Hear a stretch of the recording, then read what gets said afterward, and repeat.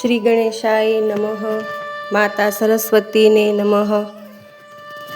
સત્સંગ સાગર યુટ્યુબ ચેનલમાં આપ સૌનું હાર્દિક સ્વાગત છે. આજે હું તમને આ વિડીયોમાં સંભળાવીશ શીતળા સાતમ વ્રતની કથા. જો તમને મારો આ વિડીયો પસંદ આવે તો મારી ચેનલને લાઈક કરજો, શેર કરજો અને સબસ્ક્રાઈબ કરજો. ધન્યવાદ. આ વ્રત શ્રાવણ વદ સાતમના દિવસે થાય. આ દિવસે શીતળા માતાનું પૂજન થાય છે. સૌભાગ્યવતી સ્ત્રીઓ આ વ્રત કરે છે. વ્રત કરનાર સવારે ઠંડા પાણીથી નાહવું, આખો દિવસ આગલા રાંધણ છઠના દિવસનું રાંધેલું ટાઢું જ ખાઈ શકાય. ચૂલો સળગાવાય નહીં. શીતળા માના નામનો દીવો કરીને કથા કહેવી, કથા સાંભળવી. શીતળા માનું વ્રત કરવાથી સૌને ભાગ્યધન અને સંતાનની પ્રાપ્તિ થાય છે. હવે આપણે સાંભળીશું આ વ્રતની વાર્તા. એક ગામમાં બે વહુઓ રહે. દેરાણી જેઠાણી બંને સંપીને ઘરનું કામ કરે, પરંતુ ક્યારેક લડી પડે તો મહિનાઓ સુધી બોલ્યા વ્યવહારે ન રહે. એવામાં શ્રાવણ માસ બેઠો અને રાંધણ છઠનો દિવસ આવતા સાસુએ નાની વહુને રસોઈ કરવા બેસાડી. તે રાંધતી હતી એવામાં ઘોડિયામાં સૂતેલો તેનો છોકરો રોવા માંડ્યો. એટલે તે ચૂલો સળગતો મૂકીને છોકરા પાસે ગઈ તેને ખોળામાં ધવરાવવા માંડી. મધરાત થવા આવી હતી અને ચૂલો ભળભળ સળગતો હતો. નાની વહુનું ધ્યાન છોકરાને ઊંઘાડવામાં હતું. આ વખતે શીતળામાં ફરવા નીકળેલા તે આ ઘરમાં પ્રવેશી ચૂલામાં ખૂબ જ આળોટ્યા.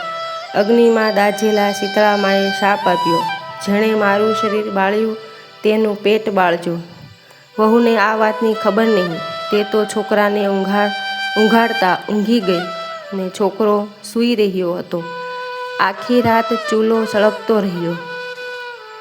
સવારના વહુએ ઘોડિયામાં નજર કરી તો છોકરો બળીને કોલસા જેવો થઈ ગયેલો, મરી ગયો હતો. વહુ શીતળામાનો કોપ સમજી ગઈ. તે રડવા લાગી એટલે તેના સાસુ દોડી આવ્યા. વહુએ છોકરો બતાવી હકીકત કહી. સાસુની આંખમાં પણ આંસુ આવી ગયા. નાની વહુ પર સાસુનું હેત હતું. મોટી વહુ અદેખી હતી, તેના પર ભાવ ઓછો હતો. મોટી વહુ તો દેરાણીનો દીકરો દાઝ્યો અને મરી ગયો એ જાણીને ખુશ થઈ ગઈ.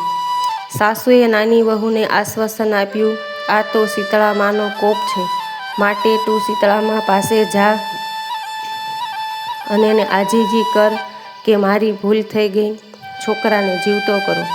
નાની વહુને આશા બંધાઈ. તે તો મરેલા છોકરાને ટોપલામાં નાખી શીતળામાને મનાવવા ચાલી. થોડુંક ચાલતા રસ્તામાં બે તલાવડી આવી. બંને તલાવડી સાથે હતી અને બંનેમાં કાચ જેવું નિર્મળ પાણી હતું. વહુ તલાવડીમાં પાણી પીવા જાય છે ત્યાં તલાવડી બોલી ઉઠી, બહેન, મરવું હોત તો પાણી પીજે. હા, તો તું અત્યારે ટોપલો લઈને ક્યાં જાય છે? નાની વહુએ શીતળામાના કોપની વાત કરી કહ્યું, હું પાપનું નિવારણ કરવા શીતળામા પાસે જાઉં છું. તલાવડી બોલી, બહેન, ભેગા ભેગી તું શીતળામાને અમારા પાપનું નિવારણ પૂછતી આવજે. અમે શું પાપ કર્યા છે કે અમારું પાણી જનાવર કોઈ પીતું નથી? સારું, કહી નાની વહુ પાણી પીધા વગર આગળ ચાલી તો રસ્તામાં બે આખલા લડતા જોવામાં આવ્યા. તેમની ડોકમાં વજનદાર ઘંટીના પડ બાંધેલા હતા. નાની વહુને જોઈ આખલા લડતા બંધ થઈ ગયા. પછી વહુએ પોતાના દુઃખની વાત કરી. તેની વાત જાણી આખલાએ કહ્યું, કોણ જાણે અમને શું પાપ નડે છે કે અમો લડ્યા જ કરીએ છીએ, ઘડીભર જંપીને બેસતા નથી. તો તું શીતળામા પાસે અમારા પાપનું નિવારણ જાણી લાવજે. આગળ જતાં એક ઝાડ નીચે ડોશી બેઠા હતા. વહુને જોઈ માથું ખંજવાળવા લાગ્યા. ડોશીમાએ નજીક આવીને વહુને કહ્યું, બેટી, મારા હાથમાં ખંજવાળ ઉપડી છે તો જોઈ આપને. વહુ માથું જોવા લાગી ત્યાં તો ડોશીએ ટોપલામાંથી છોકરો કાઢીને ખોળામાં લીધો. થોડી વારે ડોશી બોલ્યા, બહેન, બસ કર, ખંજવાળ મટી ગઈ. બેટી, તે જેવું મારું ઠર્યું છે તેવું તારું પેટ ઠરજો, તારું કલ્યાણ થાવ. ડોશીમાં આટલું બોલ્યા ને તેમના ખોળામાં રહેલો છોકરો ઉવા ઉવા કરીને રડવા લાગ્યો. વહુને હર્ષ થયો. તે સમજી કે આ શીતળામાં જ છે. તેણે ડોશીની ચરણરજ માથે ચડાવી કહ્યું, હે શીતળામાં, મારી ભૂલ હું કબૂલ કરું છું. તમે મને ક્ષમા આપી મારા છોકરાને સજીવન કર્યો છે તે સારું કર્યું, નહીંતર મારી સી વલે થાત. શીતળામાં બોલ્યા, બેટી, વ્રત કરનારે બધું ધ્યાન રાખવું જોઈએ. તેમાં ભૂલ થાય તો વ્રત ફળે નહીં. હવે ભૂલ નહીં કરું. વહુએ તલાવડીના દુઃખની વાત કરી.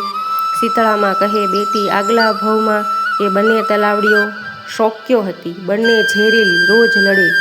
ઘરમાં વલોણું હતું, પણ કોઈ છાશ લેવા આવે તો તેમાં પાણી નાખીને આપે. આથી તેનું પાણી કોઈ પીતું નથી.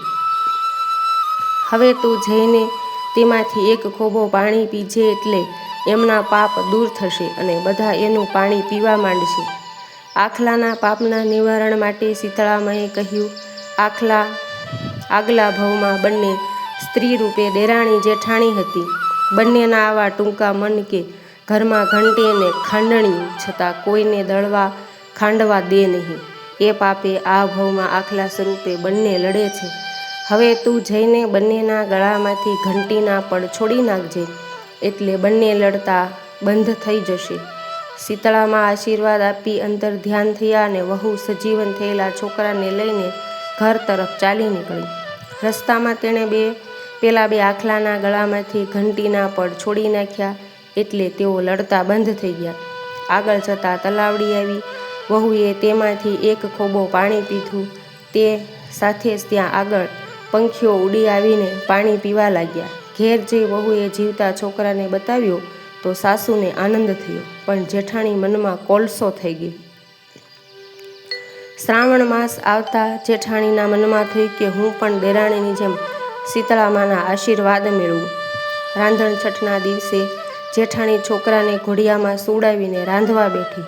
છોકરો રડવા લાગ્યો, એટલે ચૂલો સળગતો રહેવા દઈને છોકરાને ધવરાવતી તે સૂઈ ગઈ.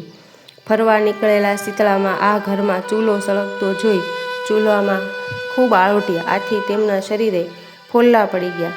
ક્રોધે ભરાયેલા શીતળામાએ શાપ આપ્યો કે જેણે મારું શરીર બાળ્યું એનું પેટ બાળજો. સવારે જેઠાણીએ ઘોડિયામાં જોયું તો છોકરો બળીને કોલસા જેવો થઈ ગયો હતો. સાસુએ કહ્યું, તને શીતળામાએ શાપ આપ્યો છે, માટે તું શીતળામા પાસે જા ને કહે કે માવડી, મારી ભૂલ થઈ ગઈ, મારા છોકરાને સજીવન કરો. જેઠાણી મરેલા છોકરાને ટોપલામાં મૂકી ને શીતળામાને મનાવવા ચાલી નીકળી.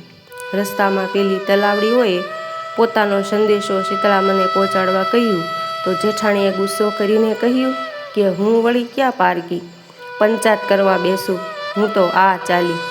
આગળ જતાં પેલા આખલા મળ્યા તો જેઠાણીએ કહ્યું, હું કાંઈ તમારી વાત સાંભળવા નવરી નથી. જેઠાણી ત્યાંથી નીકળીને ઝાડ આગળ બેઠેલા ડોશીમા પાસે આવી. ડોશીમા બંનેમાં હાથે માથું ખંજવાળી રહ્યા હતા. તે શીતળામાં હતા. ડોશી કહે, બહેન, જરા મારું માથું કોઈ જોઈ આપે તો મને શાંતિ વળે.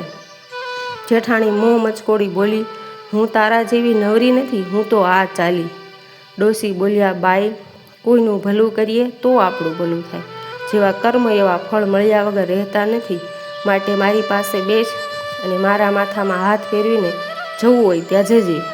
સાંભળ્યું ના સાંભળ્યું, ફરી જેઠાણી ચાલી નીકળી. ક્યાંય શીતળામાના દર્શન થાય નહીં.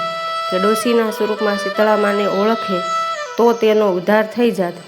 સવારના તે મરેલા છોકરાને ટોપલામાં પાસો લઈ રોતી કકળતી ઘેર પાછી આવી. સાસુએ તેની હકીકત સાંભળી શિખામણ આપી કે કોઈનું કામ કરી છૂટવું અને કોઈનો તિરસ્કાર કરવો નહીં.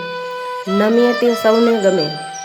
શીતળામાં, તમે જેવા દેરાણીને ફળ્યા એવા વ્રત કરનારને ને કથા વાંચનાર સાંભળનારને ફળજો.